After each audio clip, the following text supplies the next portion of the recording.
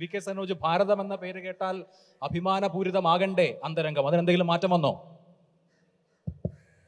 എല്ലാവർക്കും നമസ്കാരം.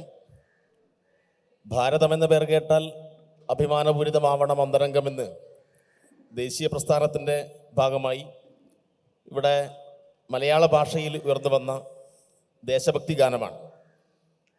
ഈ ദേശഭക്തി ഗാനം മലയാള ഭാഷയിൽ വള്ളത്തോൾ എഴുതുമ്പോൾ തമിഴിലും കന്നഡയിലും ഉറുദുവിലും ഹിന്ദിയിലുമെല്ലാം വിവിധ ഭാഷകളിൽ വിവിധ ആളുകൾ ഇതുപോലെയുള്ള ദേശഭക്തി ഗാനങ്ങൾ എഴുതിയിട്ടുണ്ട്. ഇപ്പോൾ സന്ദീപ് വാര്യർ പ്രദാനം ചെയ്യുന്ന രാഷ്ട്രീയം ഇവിടെ പറയുന്നത് ഈ ദേശീയ പ്രസ്ഥാനത്തെ ശക്തിപ്പെടുത്തിയത്, ദേശീയ പ്രസ്ഥാനത്തെ മുന്നോട്ട് നയിച്ചത്, ഇന്ന് കാണുന്ന ഇന്ത്യ എന്ന ആശയം രൂപപ്പെടുത്തിയത് അതൊരു ഹിന്ദുത്വ ദേശീയതയാണ്, അതിനെ അടിസ്ഥാനപ്പെടുത്തിയിട്ടുള്ളൊരു ആശയമാണ് എന്നാണ്.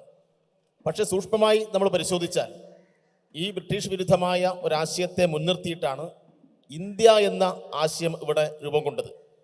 അപ്പം അതിൽ നിന്നും വിരുദ്ധമായി ഒരു മതദേശീയത ഇവിടെ അടിച്ചേൽപ്പിക്കാൻ വേണ്ടി പല വിധത്തിലുള്ള ഇടപെടലുകൾ നടന്നുകൊണ്ടിരിക്കുന്ന സന്ദർഭത്തിൽ ഇന്ത്യയും ഇവർ മുന്നോട്ട് വെക്കുന്ന ഭാരതവും ഒരിക്കലും ഒന്നല്ല, രണ്ടും രണ്ടാണ് എന്ന് തീർച്ചയായിട്ടും പറയേണ്ട ഒരു സന്ദർഭമാണ്.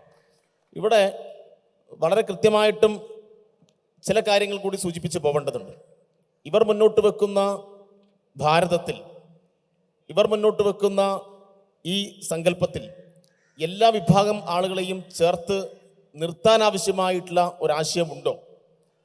വസ്തുതകൾ ചരിത്രപരമായ പിൻബലത്തെ അടിസ്ഥാനപ്പെടുത്തി പരിശോധിച്ചാൽ എല്ലാ എന്ന് നമുക്ക് തീർച്ചയായും പറയേണ്ടി വരും.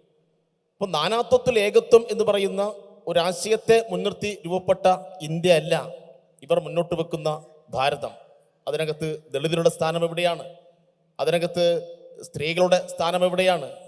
ഇങ്ങനെ പാർശ്വവൽക്കരിക്കപ്പെട്ട ജനതയെ ചേർത്ത് നിർത്താതെ അപരവൽക്കരിക്കപ്പെട്ട ഒരവസ്ഥയിലേക്ക് രാജ്യത്തെ കൊണ്ടുപോകുന്നു എന്നുള്ളതാണ് ഏറ്റവും പ്രധാനപ്പെട്ട കാര്യം.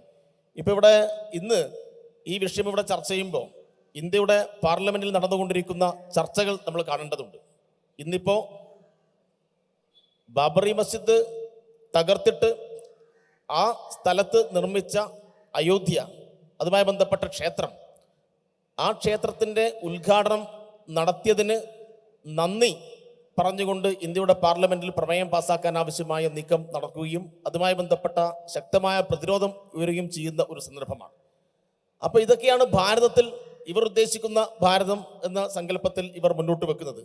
അപരമത വിദ്വേഷം, പള്ളി പൊളിക്കുക, അതുമായി ബന്ധപ്പെട്ട കലാപങ്ങൾ ഉണ്ടാക്കുക. ഇപ്പം തന്നെ ഉത്തരാഖണ്ഡിലെ കലാപത്തിൻ്റെ വാർത്തകൾ നമ്മളിങ്ങനെ ഓരോ സമയവും കണ്ടുകൊണ്ടിരിക്കുകയാണ്.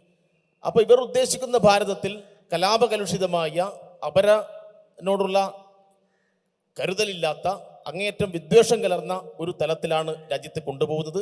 അതുകൊണ്ട് ഒരിക്കലും നമ്മുടെ ഇന്ത്യയല്ല സംഘപരിവാർ മുന്നോട്ട് വെക്കുന്ന ഭാരതമെന്ന് ഉറപ്പിച്ചും തറപ്പിച്ചും മടികൂടാതെ പറയേണ്ട ഒരു സന്ദർഭത്തിലാണ് നമ്മളിവിടെ ഒത്തുചേരുന്നത്.